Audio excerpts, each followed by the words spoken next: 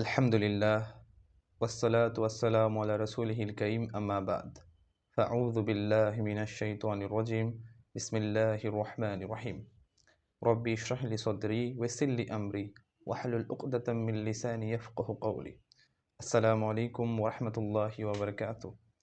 আশা করি আল্লাহ সুবহানাহু ওয়া তাআলার দয়া এবং রহমতে সবাই ভালো আছেন। জীবনে সবাই সুখী হতে চায়, কিন্তু টাকা পয়সা, ধন সম্পদ, যশ খ্যাতি ইত্যাদির মাধ্যমে কি প্রকৃত সুখ কখনই অর্জন করা সম্ভব? হ্যাঁ, আমাদের সকলের জীবনে টাকা পয়সা, ধন সম্পদ প্রয়োজন, কিন্তু আমরা যদি আমাদের জীবনের একমাত্র উদ্দেশ্য টাকা পয়সা কামায় বানিয়ে নিই, তাহলে আমরা কখনোই সুখ অর্জন করতে পারবো না। প্রকৃত সুখ নিহিত রয়েছে অন্তরের মধ্যে। আল্লাহ সুবহানাহু ওয়া তাআলা কোরআন মাজিদে বলেন, সূরা রাদ, কোরআন মাজিদের 13 নম্বর সূরার 28 নম্বর আয়াতে, আল্লাযীনা আমানু ওয়া তাতমাইন্নু কুলুবুহুম বিযিকরিল্লাহ আলা বিযিকরিল্লাহি তাতমাইন্নুল কুলুব। যারা ঈমান আনে তাদের অন্তর আল্লাহর স্মরণ দ্বারা প্রশান্ত হয়। জেনে রাখো, অন্তরসমূহ কেবলমাত্র আল্লাহর স্মরণ দ্বারা প্রশান্ত হয়। আপনি দুনিয়ার পিছনে যত ছুটবেন, দুনিয়া আপনার থেকে তত দূরে সরে যাবে।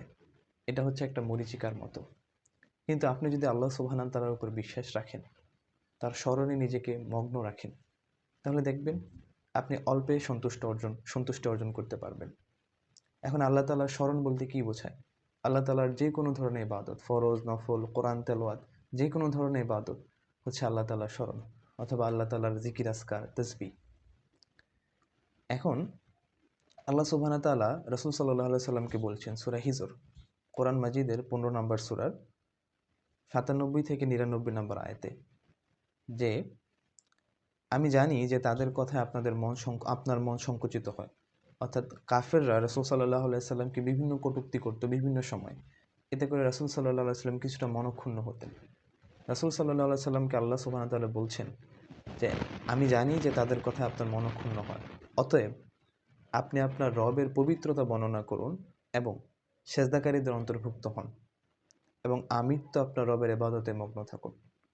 অর্থাৎ অন্তরকে প্রসারিত করার জন্য আল্লাহ তাআলা রাসূল সাল্লাল্লাহু আলাইহি সাল্লামকে বলছেন যে আপনি আপনার রবের পবিত্রতা বর্ণনা করুন এবং আপনার রবের সেজদায় রত থাকুন। তার মানে এই থেকে এটা বোঝা যায় যে যখনই আমাদের মন সংকুচিত হবে, যে কোনো কারণে হতে পারে, পরিস্থিতির কারণে, কোনো মানুষের কথায়, তখন যদি আমরা আল্লাহ সুবহানাহু ওয়া তাআলাকে স্মরণ করি, আল্লাহ সুবহানাহু ওয়া তাআলার পবিত্রতা বর্ণনা করি, নিশ্চয়ই আমাদের অন্তর প্রশান্ত হবে।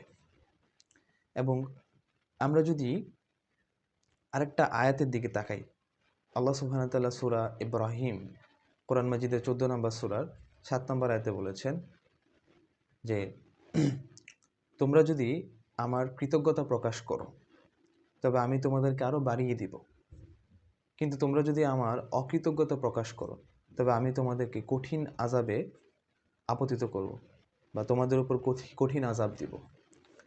এখন আমরা যদি বিভিন্ন রিসার্চের দিকে তাকাই যে কিভাবে বা কী পদ্ধতিতে মানুষ পৃথিবীতে সুখী হয়, সবগুলো রিসার্চকে আমরা একত্রিত করলে 1 নম্বরে পাবো গ্র্যাটিটিউড, অর্থাৎ কৃতজ্ঞতা বোধ প্রকাশ করা। 2 নম্বর হচ্ছে পারপাস, জীবনে একটা উদ্দেশ্য থাকা। এখন যেই জিনিসগুলোই আমরা তাকাই না কেন, সব জিনিসগুলোই আল্লাহ সুবহানাহু ওয়া তাআলা আমাদেরকে দিয়ে দিয়েছেন।